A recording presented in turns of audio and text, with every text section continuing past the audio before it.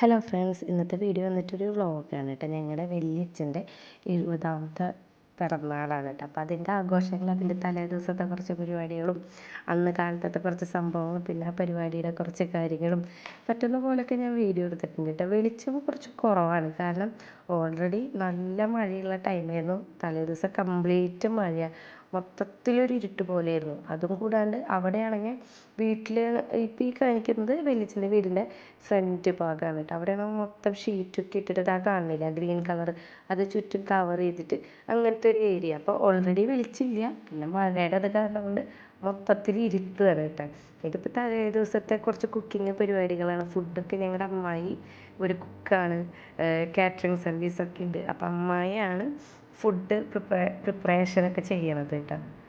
അമ്മയുടെ കൂടെ ഒരു ഹെൽപ്പറുണ്ട്, പിന്നെ വലിയമ്മമാർ അമ്മ അവരൊക്കെ ആയിട്ട് അങ്ങനെ ഇങ്ങനെയൊക്കെ ഓരോ ഹെൽപ്പൊക്കെ ചെയ്യും കേട്ടോ. ബിരിയാണിയാണ്, അമ്മയുടെ ബിരിയാണി അടിപൊളി ബിരിയാണിയാണ് കേട്ടോ. ഞങ്ങൾക്ക് എല്ലാവർക്കും ഭയങ്കര ഇഷ്ടമുള്ള ബിരിയാണിയാണ്, ഭയങ്കര നാടൻ സ്റ്റൈലിലുള്ളൊരു ബിരിയാണിയാണ് കേട്ടോ.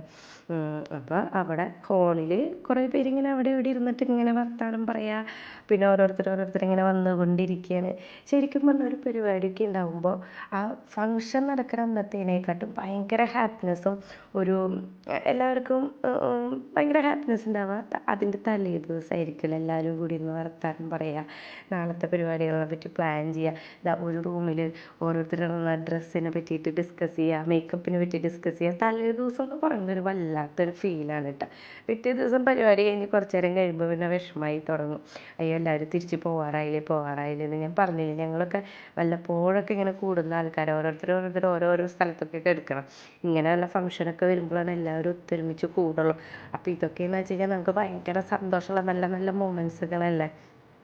ഇവിടെ അടുക്കളയിൽ ഒരു ടീം നിന്നിട്ട് കുറേ കഥകൾ പറയുന്നുണ്ട്, കുറ്റം പറച്ചിലുണ്ടാവാം, കഥകളുണ്ടാവാം. അതിൻ്റെ ഇടയിൽ നമ്മുടെ പിള്ളേർ അങ്ങോട്ടും ഇങ്ങോട്ടും ഓടിച്ചാടി നടക്കുമ്പോൾ ഞാനും കൂടെ ചെല്ലും, അവിടെയും സംസാരിക്കും ഇവിടെയും സംസാരിക്കും. അതാണ് കേട്ടോ വലിയച്ഛൻ്റെയാണ് പിറന്നാൾ, 70ാം പിറന്നാൾ. അന്ന് തന്നെയാണ് സീതുക്കുട്ടിയുടെ പിറന്നാൾ വരുന്നത് കേട്ടോ. അപ്പോൾ വലിയച്ഛൻ്റെ ബർത്ത്ഡേയും സീതുവിൻ്റെ ബർത്ത്ഡേയും അവിടെ സെലിബ്രേറ്റ് ചെയ്യുന്നുണ്ട്. അത് ഞങ്ങൾ അറിഞ്ഞിട്ടുണ്ടായിരുന്നില്ല. ഞങ്ങൾക്ക് അവിടെ ചെന്നപ്പോൾ അതൊരു സർപ്രൈസ് ആയിരുന്നു കേട്ടോ. സീതുവിൻ്റെ ബർത്ത്ഡേ കൂടി സെലിബ്രേറ്റ് ചെയ്യുന്നുണ്ട്, കേക്ക് ഓർഡർ ചെയ്തിട്ടുണ്ട്, അതിൻ്റെ കൂടി ഡെക്കറേഷൻസ് ഒക്കെ ചെയ്തിട്ടുണ്ട് എന്നപ്പം ഭയങ്കര സന്തോഷമായിട്ടാണ്.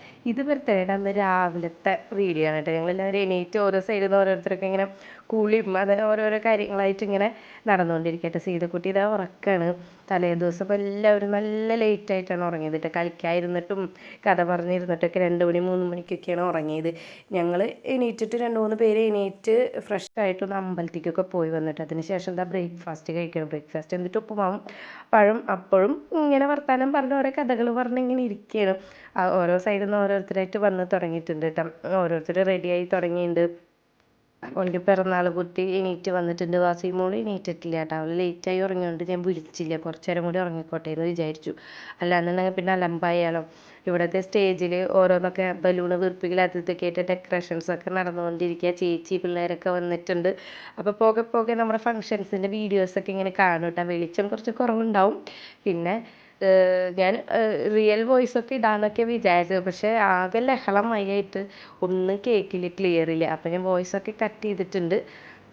അപ്പോൾ വീഡിയോസ് കാണാട്ടെ. ഇഷ്ടപ്പെടുകയാണെങ്കിൽ ലൈക്ക് ചെയ്യാൻ മറക്കരുത് കേട്ടോ.